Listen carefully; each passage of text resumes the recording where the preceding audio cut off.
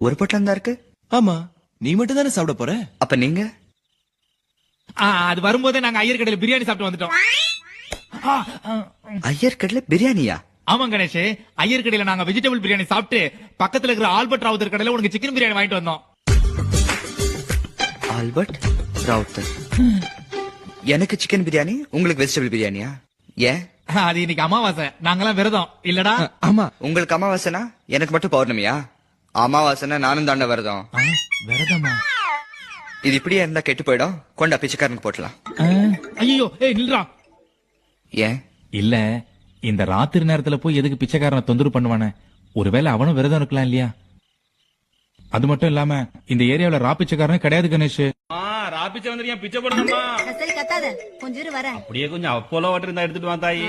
ராபிச்சே இல்லன்னு ஏன்டா இப்படி போய் சொல்றீங்க? ஃப்ரெண்டு ஃப்ரெண்டுன்னு சொல்லிக்கிட்டு என்ன ஒரு விருந்தாளி